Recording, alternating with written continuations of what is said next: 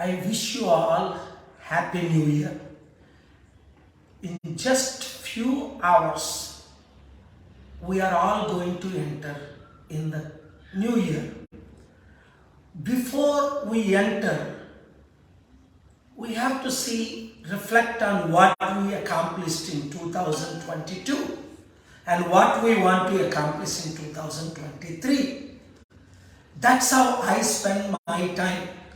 Thank you for showing this important message to all the media friends, and keep watching those television and YouTube channels who are broadcasting this program. నా మాతృభాషలో నేను మీకు happy new year చెప్తున్నాను. గత సంవత్సరం అంటే 2022లో మీరేం చేశారు? రాష్ట్రం కొరకు, దేశం కొరకు, ప్రపంచం కొరకు, లేదా మీరు ఏం చేయబోతున్నారు 2023లో అన్నది ఇంపార్టెంట్.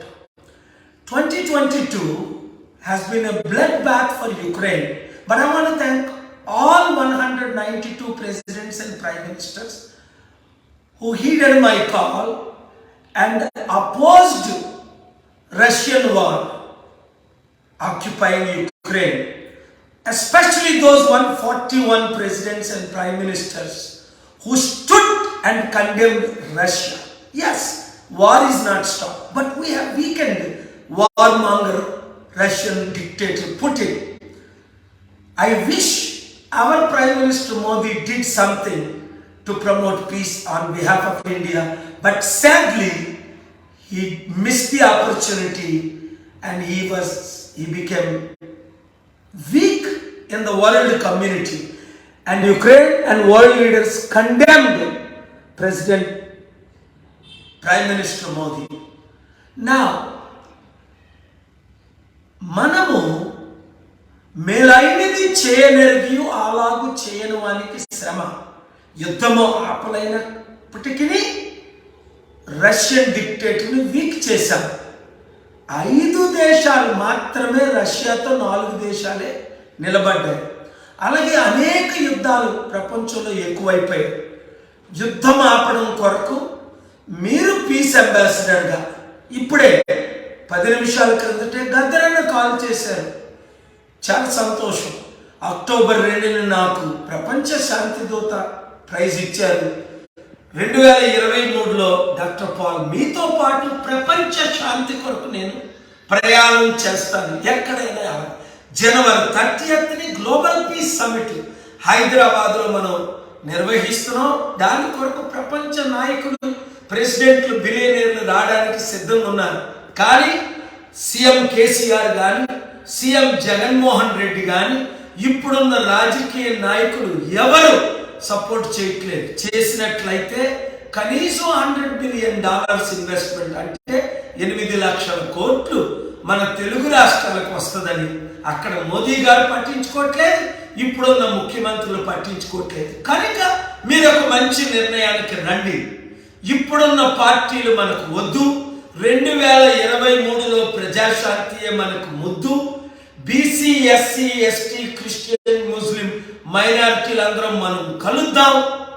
ఇప్పుడున్న బీసీ, ఎస్సీ, ఎస్టీ ఇప్పుడు నెల్లూరులో టీడీపీ మహిళా నాయకులు సెక్రటరీ వడ్డేరావు బయటకు వచ్చేసింది. అలాగే మీరందరూ బయటకు రండి, ప్రజాశాంతి పార్టీలో చేరండి. 160-70% మనల్ని కోరుకుంటున్నారు. ఎడ్యుకేటెడ్ 190% మనల్ని కోరుకుంటున్నారు. కలిసి పోరాడదాం, కలిసి పనిచేద్దాం. చూసారా 2022లో ప్రధానమంత్రి అమిత్ షా మొదలుకొని పెద్దలందరికీ నేను ఎంత అడ్వైస్, సలహా ఇచ్చినప్పటికీ దేశ రక్షణ కొరకు వారెవ్వరూ పట్టించుకోవట్లేదు. Economy collapse, democracy collapse, secularism collapse.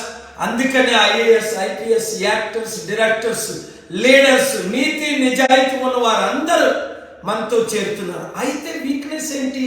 Chandrababu Naidu లాంటి వారు, జగన్మోహన్ రెడ్డి లాంటి వారు, కేసీఆర్ లాంటి వారు, పవన్ కళ్యాణ్ లాంటి వారు ఏదో భయపడి, కేసులకు భయపడి అన్యాయం మోసం చేసిన మన తెలుగు రాష్ట్రాలను మోసం చేసిన బీజేపీలో ఇంకా కొంతమంది సరెండర్ అయి చేరడం చాలా విచారం.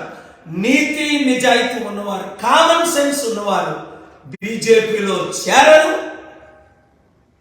బడుగు బలహీన వర్గాలన్నీ ఏకమవుతాయి. అందుకే డిసెంబర్ 27ని లక్నోలో వేల మంది గ్యాదర్ అయ్యే లీడర్షిప్ మీటింగ్లో నేను స్పీచ్ ఇచ్చాను. నార్త్ ఇండియన్స్ అందరూ కూడా దీన్ని అప్రిషియేట్ చేస్తున్నారు. రండి, ఒక మంచి నిర్ణయం తీసుకుందాం. అలాగే సూసైడ్ చేసుకోకండి. ఆత్మహత్యలు ఎక్కువైపోయి 2023 తెలంగాణ ఆంధ్రాకి ఒక మంచి మేలుని చేకూర్చబోతుంది. కనుక మీ మండల నియోజకవర్గ గ్రామాల్లో కమిటీ మెంబర్స్గా ఉందామన్నవారు 001-346-812-6546కి చేరండి. ఆ పార్టీలో చేరండి.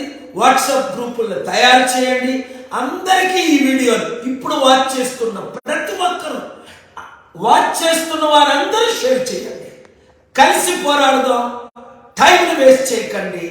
మీకున్న టాలెంట్ని మీరు వాడండి. నాతో పాటు దేశాన్ని, రాష్ట్రాన్ని రక్షిద్దాం.